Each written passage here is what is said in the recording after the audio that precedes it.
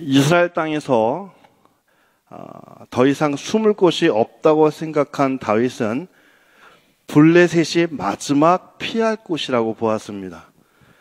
그리고 이제 국경을 넘어서 블레셋 아기스 왕에게 망명을 하게 되죠.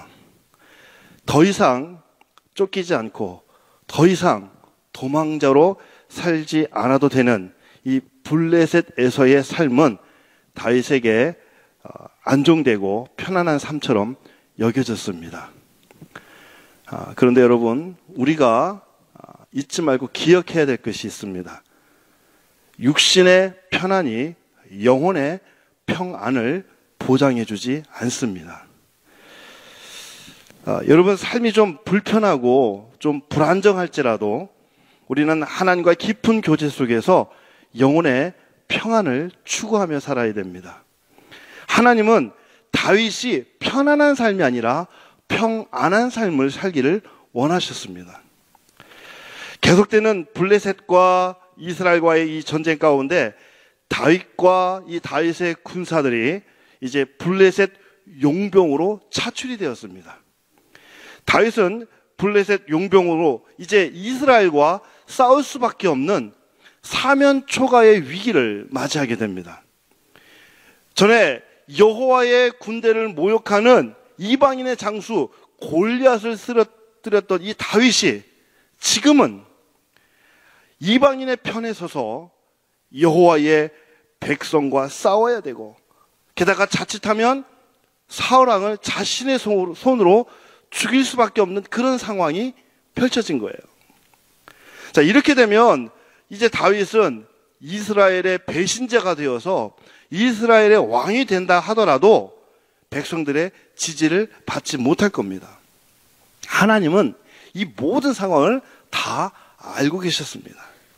그래서 하나님은 이 블레셋 방백들을 통해서 다윗과 그의 군사들이 이 전투에 참전하지 못하도록 반대를 하게 만듭니다. 그래서 이 블레셋 왕 아기스는 다윗에게 말하죠. 내가 너를 참 신실하게 여긴다. 그렇지만 지금 블레셋의 다른 방백들이 반대를 하고 있기 때문에 너는 그냥 시글락 성으로 돌아가라. 이렇게 이야기를 하죠. 그렇게 다윗은 사면 초가의 위기를 넘기게 됩니다. 다윗이 나름대로 안도의 한숨을 쉬고 이제 시글락으로 돌아왔을 때, 이번에는 이제 다윗이 그동안 경험하지 못했던 일생일대의 위기를 만나게 됩니다. 바로 오늘 이 말씀은 일생일대의 위기 가운데에서 하나님께서 다윗을 도와주시고 다윗과 함께 해주시는 그 은혜에 대해서 오늘 본문 말씀이 소개되고 있습니다. 다윗과 600명의 군사들이 이제 가족이 있는 시글락성으로 돌아왔을 때 성 안에는 짐승의 울음소리조차 들리지 않는 아주 조용하고 그러나 매우 처참한 상황이 벌어졌습니다. 다윗과 그의 군사들은 군사들이 블레셋 용병으로 차출이 되어서 성을 비웠을 때에 아말렉 사람들이 쳐들어와서 성을 불태우고 성 안에 있는 모든 사람들을 포로로 붙잡아갔습니다. 3절 말씀입니다. 다윗과 그의 사람들이 성읍에 이르러 본즉 성읍이 불탔고 자기들의 아내와 자녀들이 사로잡혔는지라. 여러분, 다윗에 대해서 평소에 이 앙금이 있던 이 아말렉 이 사람들이 이 다윗과 이 다윗의 군대가 성을 비운다라는 첩보를 듣게 됩니다. 그래서 계속해서 이 시글락성을 주목하고 있었어요. 그리고 이제 다윗이 성을 비우자 재빠르게 성에 쳐들어와서 성에 있는 모든 것을 다 불태우고 또 사람들 또 소와 양까지 싹 다 전리품으로 포로로 다 잡아가고 데려가죠. 성에 도착한 다윗의 부대는 텅 빈 성과 불타오르는 그 연기를 바라보면서 망연자실합니다. 잿더미가 된 성을 바라보면서 이 다윗의 머릿속에는 수많은 생각들이 스쳐 지나갑니다. 여러분이 다윗 하면 우리는 늘 위대한 사람으로 생각하죠. 근데 다윗도 연약한 인간이었어요. 그래서 다윗도 때로는 자신의 생각을 의지할 때가 있었습니다. 도망자의 삶을 살던 이 다윗이 자신의 생각을 의지한 것은 바로 블레셋 망명길이었습니다. 이 말씀이 어디 나오냐면 사무엘상 27장 1절에 이렇게 나옵니다. 다윗이 그 마음에 생각하기를, 어떻게 한다고요? 그 마음에 생각하기를, 내가 후일에는 사울의 손에 붙잡히리니 블레셋 사람들의 땅으로 피하여 들어가는 것이 좋으리로다. 여러분, 다윗이요, 블레셋 땅에 들어가기 전에, 망명하기 전에는 정말 열심히 하나님을 찾았던 사람이었습니다. 그런데 다윗이 블레셋 땅에 들어가고 블레셋을 망명한 다음에는 하나님을 찾지를 않습니다. 다윗은 하나님의 그늘이 아닌 블레셋 왕의 그늘 아래 있기를 원했습니다. 다윗은 하나님의 위로가 아닌 블레셋 땅에서 자기를 지지해주고 자기를 따라주는 그 사람들의 위로를 받으며 살기를 원했습니다. 그렇게 하나님을 찾지 않고 마이웨이를 걷던 다윗에게 인생의 절대 위기가 찾아옵니다. 6절을 우리 다 같이 한번 읽어보도록 하겠습니다. 오늘 본문 6절 말씀입니다. 시작. 백성들이 자녀들 때문에 마음이 슬퍼서 다윗을 돌로 치자 하니 다윗이 크게 다급하였으나 그의 하나님 여호와를 힘입고 용기를 얻었더라. 자, 여기서 보면요, 크게 다급하였으나, 이 다급하였다라는 말이 성경 원문에 보니까 야차르라는 단어를 사용하고 있어요. 그러면 이 야차르라는 단어가 무슨 뜻이냐면 답답하다, 곤란하다, 이런 뜻을 가지고 있습니다. 사랑하는 성도 여러분, 우리는 살면서 인생의 답답함을 느낄 때가 있습니다. 사람은 누구에게나 삶이 곤란하고 삶이 어렵고 삶의 위기가 찾아올 때가 있습니다. 여러분, 인생에 답답하고 또 인생에 그 다급함이 찾아왔을 때 우리 믿음의 사람들은 어떻게 살아가야 될까요? 사랑하는 성도 여러분, 사람을 의지하지 말고 하나님을 의지할 수 있기를 바랍니다. 가끔 이제 새벽 예배 드리지 않는 분이 새벽 예배를 열심히 나와요. 그리고 정말 새벽 예배 때 볼 수 없었던 분이 열심히 나오면서 정말 간절히 기도하고 막 때로는 막 눈물로 기도합니다. 제가 그런 모습을 보면 드는 생각이, 아, 저분의 삶에 답답함이 찾아왔구나. 아, 저분의 삶에 위기가 찾아왔구나. 라는 생각이 듭니다.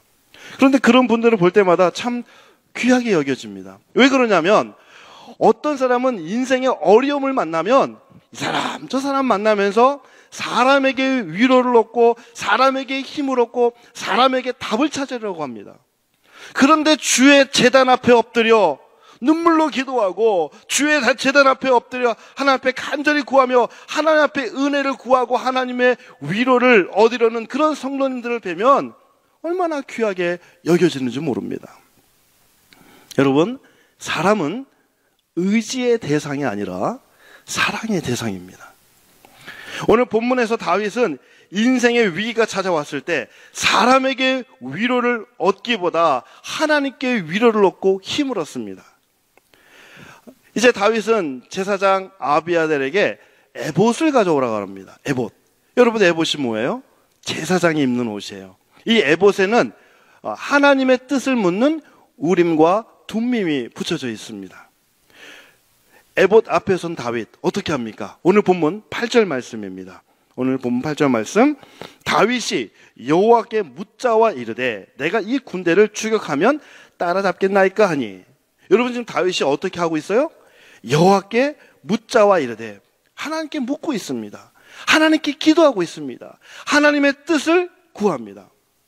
전에는 자기 생각으로 블레셋의 이 블레셋 망명길을 택한 다윗이었습니다. 그러나 지금은 자기 생각이 아니라 하나님께 기도하며 나가고 있습니다. 여러분, 내 생각, 내 뜻, 내 마음대로 걷는 그 길은 나 홀로 걷는 길이에요.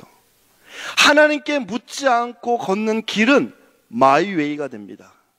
그러나 하나님께 물으며 가는 길, 하나님께 기도하며 가는 길은 하나님과 함께하는 길, 하나님과 동행하는 길이 됩니다.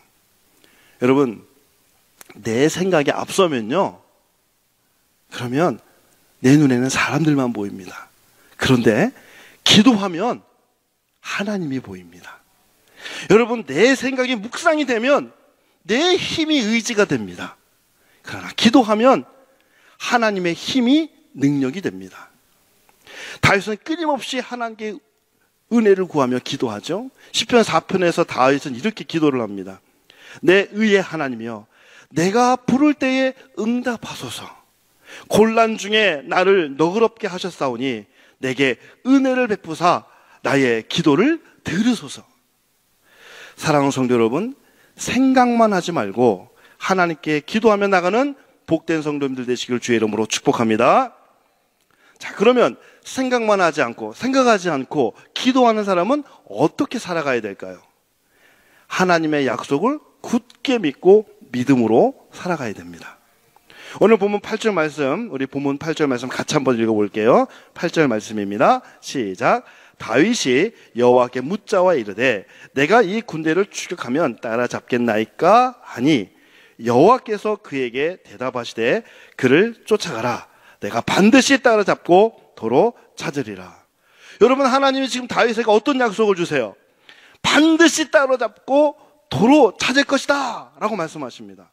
다윗은 바로 이 하나님의 약속, 하나님의 말씀을 붙잡고 아말렉 군대를 추격합니다.